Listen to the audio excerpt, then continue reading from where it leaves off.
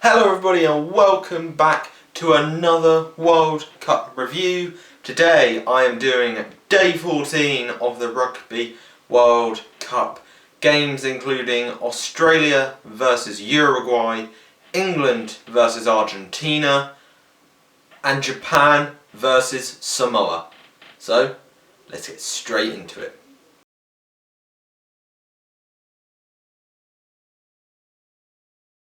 The first game I'm reviewing is Australia versus Uruguay, and this game was a bit like every other game where the top teams have played the minnows. It's been very similar to the rest of them, where the minnows give it everything in the first half. They show themselves, they play brilliantly, they hold up the charge of the top tier nations. They stop them from playing the game that they want sometimes, and they cause a lot of problems. And that is exactly what Uruguay did.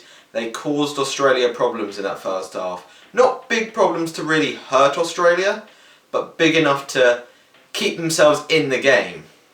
In the end though, in that first half, Australia did manage to charge away. They got 4 tries in the first half. And Uruguay were unlucky not to get one themselves. It was ruled out for a forward pass, which I do agree with. It was forward. But I got to admit, Uruguay did play well. They did stop Australia. They really gave them a good old Titanic battle. And it's good to see these minnow sides give so much and give so much desire to the shirt and heart and play with so much passion and give it to the top tier nations. It's so exciting to see, because these teams never play against top tier nations. This is Uruguay's first game against a tier 1 nation since the last World Cup. And make of that of what you will, I think they need to be playing against more top tier nations. And it showed how much they want to play against top tier nations, because they played brilliantly. They may not have won, they may not have caused major issues to the teams, but they play so well. They show how much they really want to play against these teams regularly and up their game almost. And it's brilliant to see, to be honest. And then, as I'm saying about how the minnows versus the top tier nations is very similar throughout this World Cup, the second half was the same, as Australia just ended up running away with it. And that has happened regularly in this World Cup, but you got to say they do lack fitness, these tier 2 nations, and there's no surprise, because some of them aren't even professional, some of them are semi-professional, and they're at a Rugby World Cup and they're playing 80 minutes against a tier 1 nation who have so much fitness. It's always going to be a struggle, and it was. And yeah, they did struggle in the end in that second half. Australia managed to get a couple more tries in the second half. They managed to stretch away on the scoreline, when really the scoreline doesn't tell the story, because Uruguay gave so much fight. They really stuck with Australia.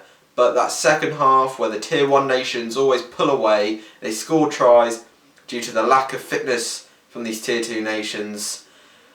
And then they get a large scoreline, which, as I said, doesn't tell the story. But Uruguay, they managed to get a try themselves. Good little try as well. They really wanted that. You could tell they really wanted that. And they left with 10 points. They managed to get themselves a try, which is always a good thing against a top team. They always want to get a try. I always want to see them get a try, because it's nice to see them get a try, or any points, but mainly a try is nice to see. And Uruguay managed to get it. I feel like they deserved the try as well. They had one chalked off near the end of the first half, and they were playing so well that I feel like they did deserve one, and they managed to get it. But in the end, Australia pulled away. I don't really think they played amazingly, Australia. I think they were quite poor in the first half. I don't know whether they were expecting it to be a runaway straight away, or whether it was just them being poor. Either way, they just weren't firing on all cylinders in the first half. The second half seemed to be more what they're used to, and better play from the Aussies, and they pulled away.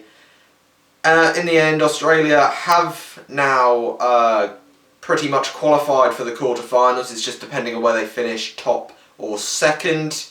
There's still a numerical chance that they can't make it, but pretty sure that they have now. It looks like it's pretty much solidified. And we'll see if this gives them any confidence. The last game of the tournament is against Georgia. That could be a titanic battle, especially with the way Australia are playing. Could Georgia push them close? We'll have to wait and see. But I feel like this win helps Australia build their confidence back up after their loss to Wales a couple of weeks ago now. While for Uruguay, again, another decent performance. They played well in this World Cup, and their last game is against Wales, and they'll want to play exactly the same way against Australia and hopefully play well again and give more heart, more desire, and see them play well again. It'll be great because they've been a really great side to watch, and it'll be a very, very entertaining game. But yeah, overall, Australia won in the end, 45 points to 10, and they go into their next game looking like they've already qualified for the quarterfinals.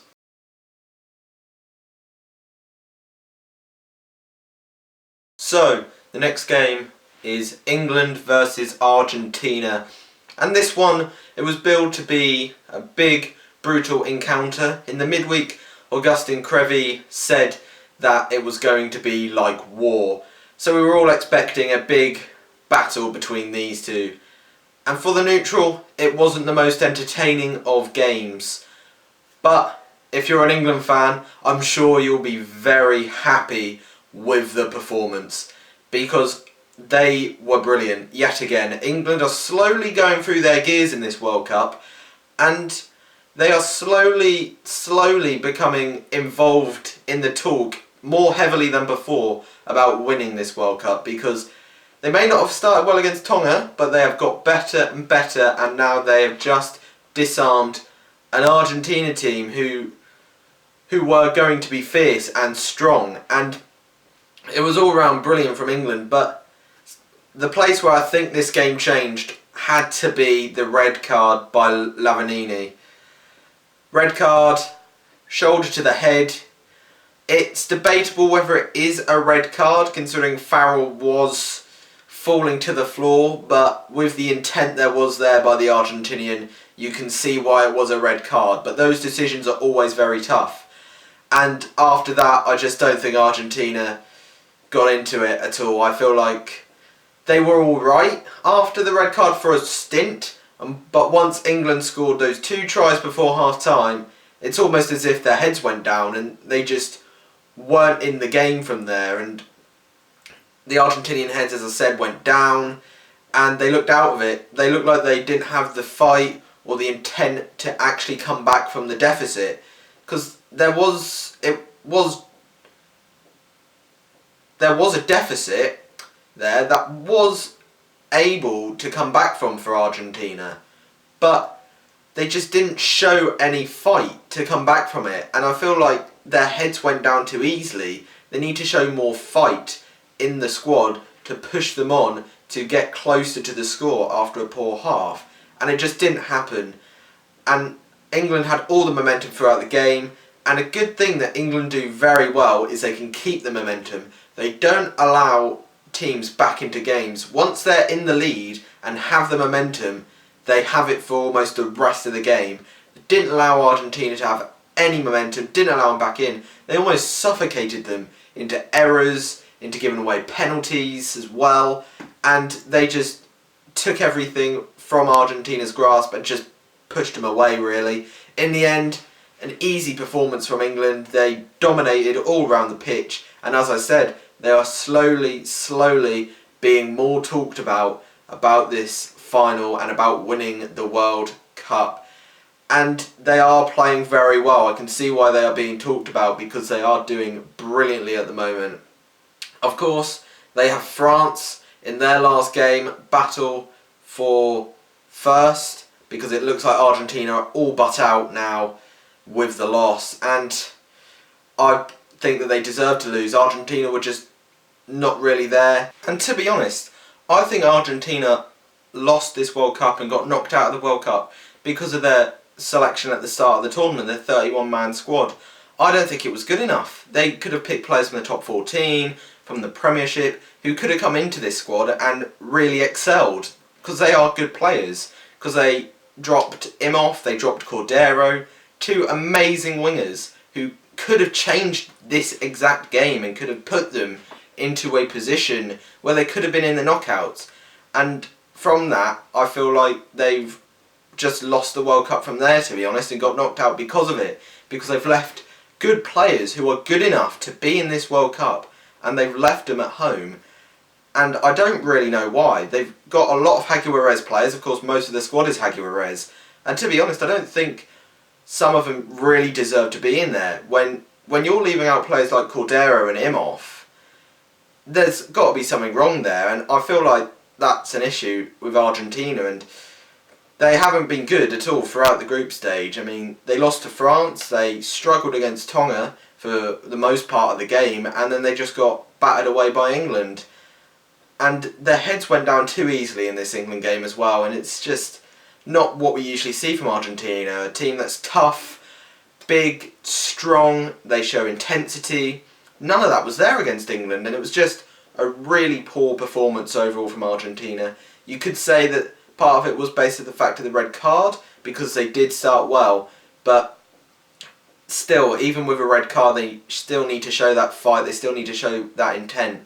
And for me, for the most part of the game, they didn't really show it. As soon as England got ahead, as soon as England had the momentum, it looked like Argentina had no want to actually grab that momentum back and go and try and get the game back into their grasp. And they just didn't show that straight after half-time in the second half. They just didn't. And it's quite sad to see, to be honest, because Argentina are a very good side on their day.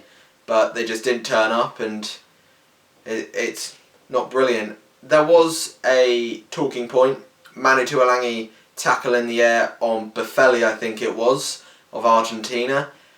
And I think Manu's lucky to get away with one, because it is a tackle in the air, it is considered dangerous, so he could have easily got a yellow for that, and that is unlucky, because that yellow card could change the game, because at that moment Argentina could have been back to equal men for 10 minutes and they could have given their all for that, and it could have changed the game. But some of these decisions go some way, some of them go the other, and unfortunately for Argentina, it went England's way, that decision. So that is unfortunate for an Argentinian point of view, but as a whole, I don't think they deserve to win the game at all, and England played brilliantly, and they deserve the praise they get from this game, because I think they were amazing, and they are definitely now considered a favourite, along with the likes of New Zealand, along with the likes of South Africa, maybe even Wales, as a contender for this World Cup,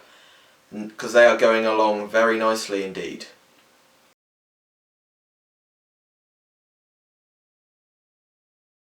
And the final game of the day was Japan versus Samoa, and I think this was the best game of the day, for sure.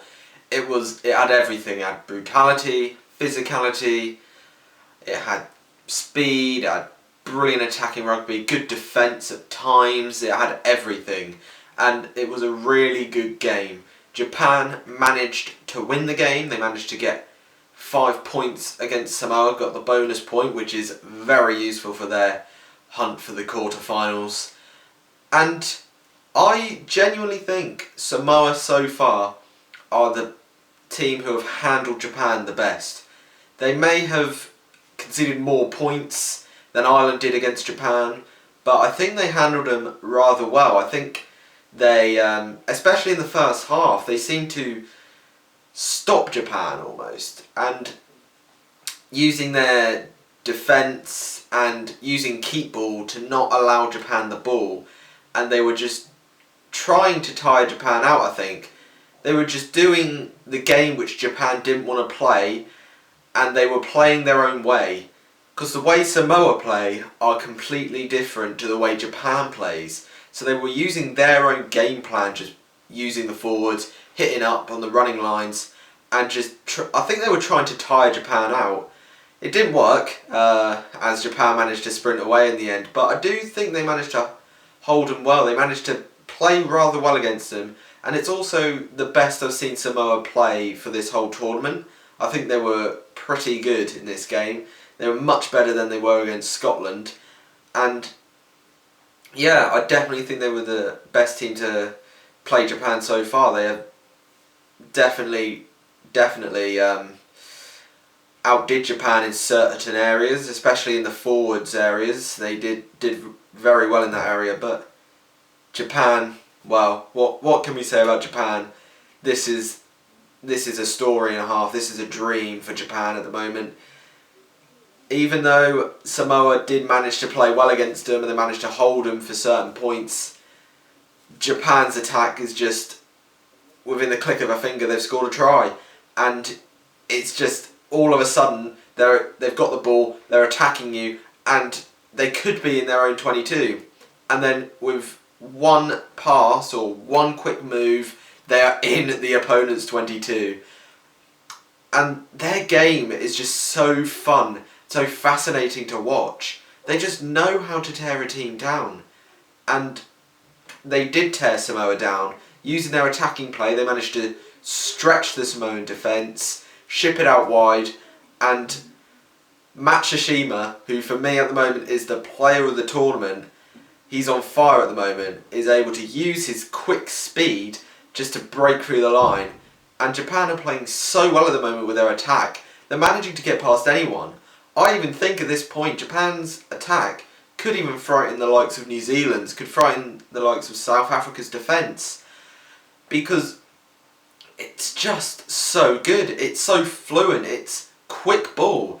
And as much as Samoa was slowing down the rucks as good as they could, the Japanese ball was just coming out so quickly. It was causing Samoa issues. And it's caused everyone they've played issues at the moment. No one can handle the speed that Japan play with. And they don't even tire out with fitness. Their fitness has got so much better. And it's brilliant. I mean, yeah, they don't have the 4-day turnarounds because they're the host nation.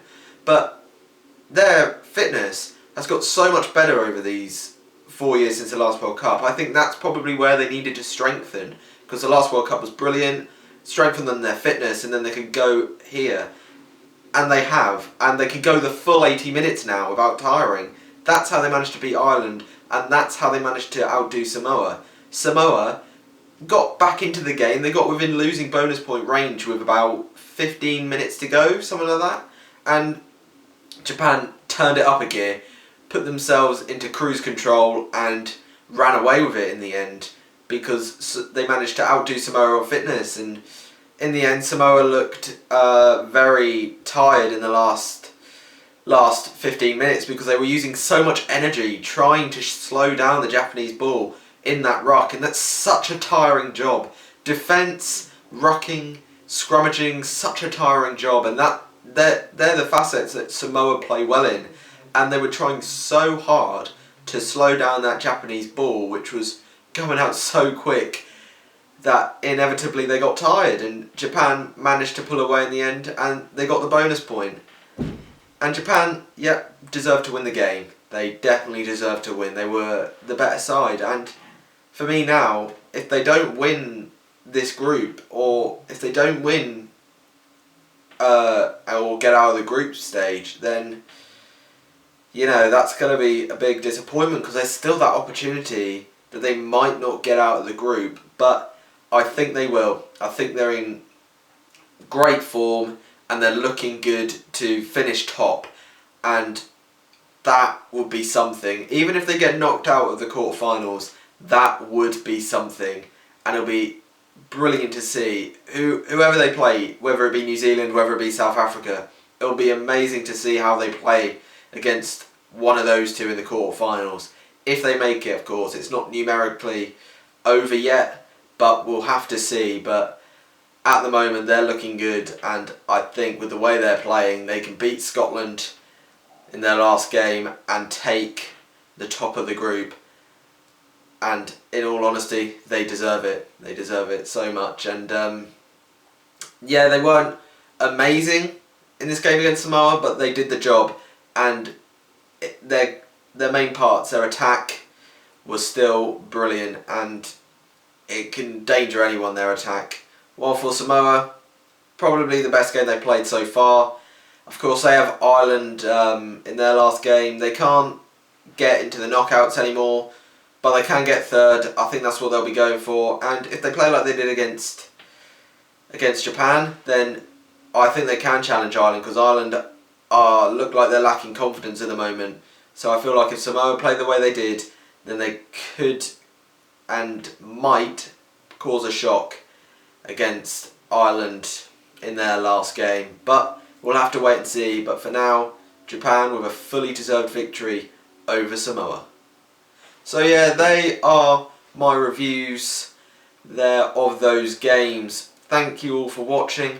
Comment down below who you think will be in the quarterfinals of Pool A. Will it be Japan, Ireland or Scotland? Who is missing out? Put that in the comments down below. Thanks everyone for watching. Please like, please subscribe, and I'll see you in a bit.